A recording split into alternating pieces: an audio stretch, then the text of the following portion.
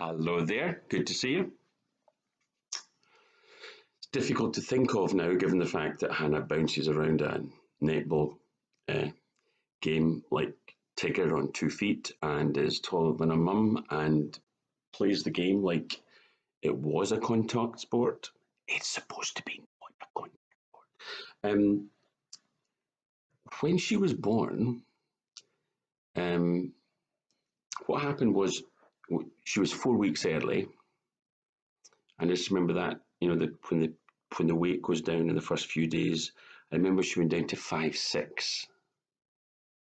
Um, so not quite 2 bags of sugar, but not far above that. Just minute. And she wasn't even a month old when this second thing happened. I am the first to say Jackie is 1 in a million. It transpires she's actually one in a few more million because she has this. Well, certainly when Hannah was born, she came into the world with not one, but with two placenta. Now that sounds greedy, and that may very well be the source of just exactly how much Hannah eats. But the point is this: when a womb has stuff still inside it after a baby's been born, you will normally find the midwife is very precise to make sure that everything's cleared out. They will always remove the placenta.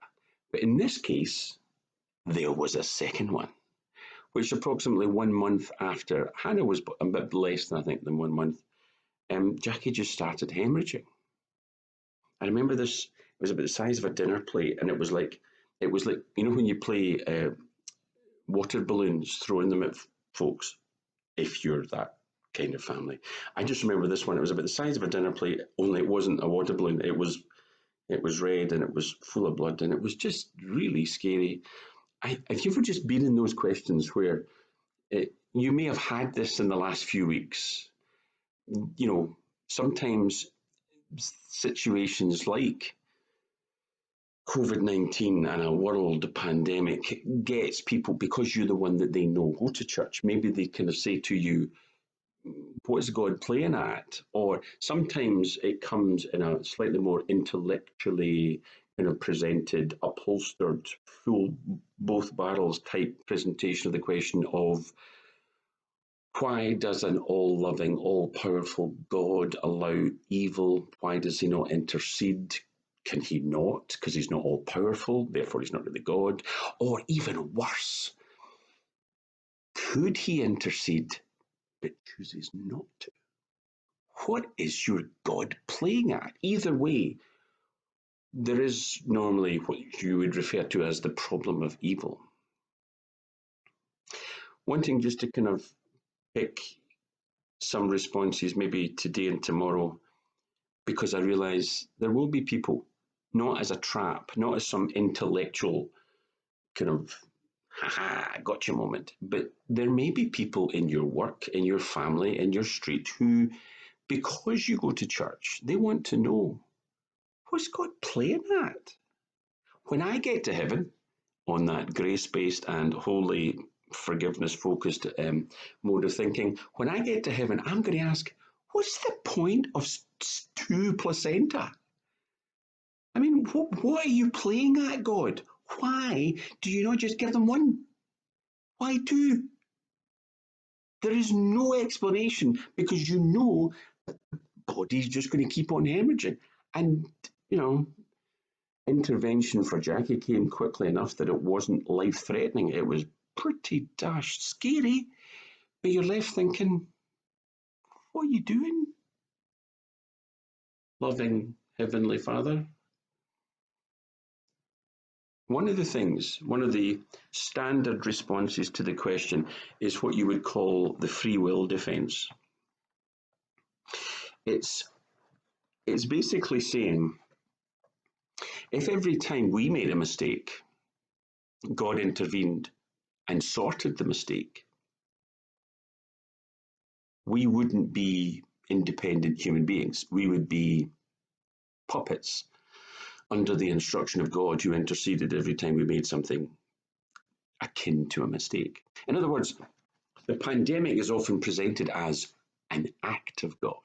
It's not.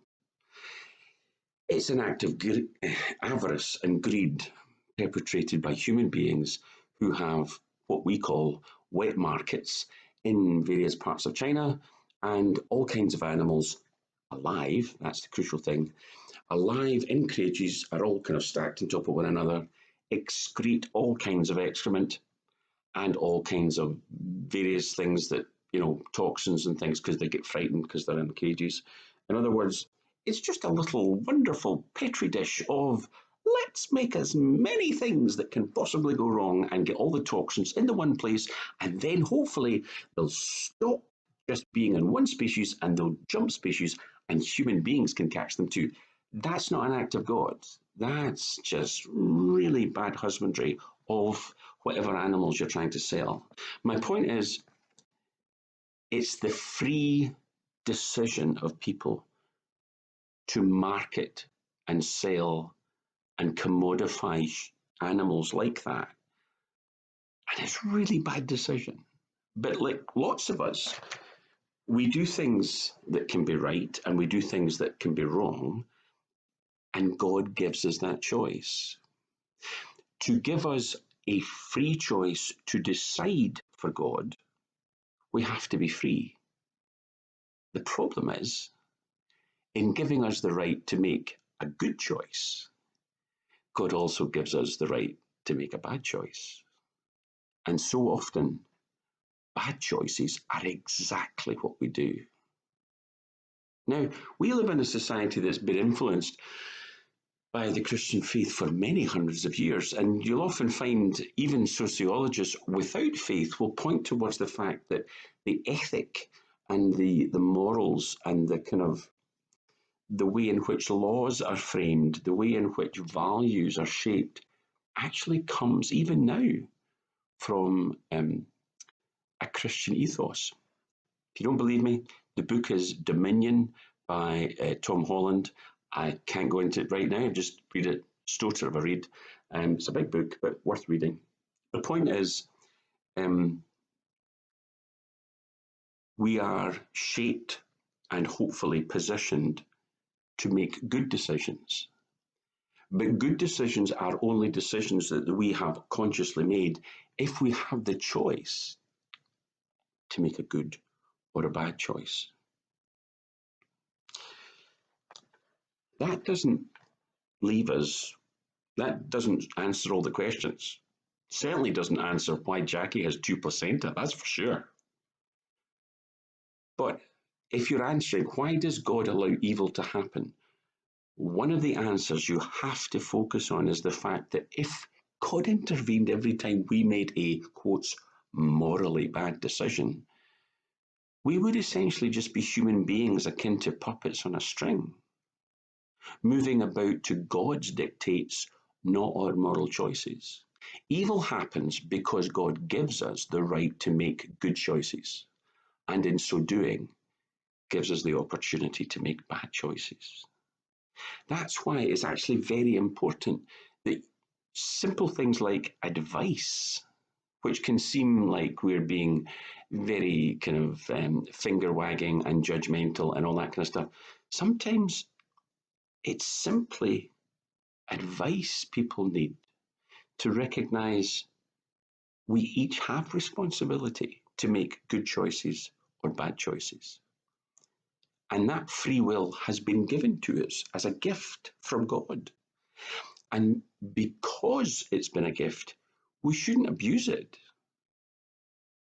But we shouldn't lay the blame for humanity's bad decisions and the consequences that flow from them at God's feet. There's a huge number of situations where you're basically saying, this isn't to do with evil in the sense of some act of God that is perpetrated against humanity. In reality, it's human beings running away from the consequences of their own decisions.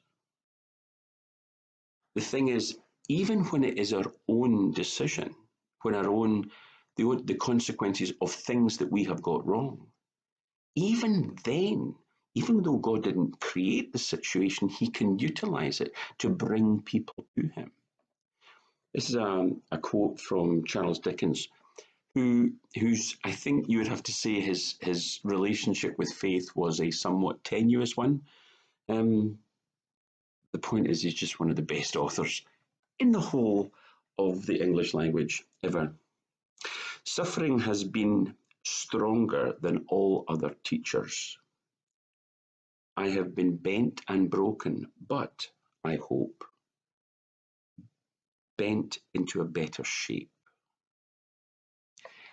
Even people who wouldn't call themselves theologians recognize that suffering actually brings us, if we allow it to do its work, to a place where we recognize God is there and God does bring us, even in our suffering, to know Him better. Think, think more on it tomorrow. Until then, go with God, because I know God goes with you. Bye.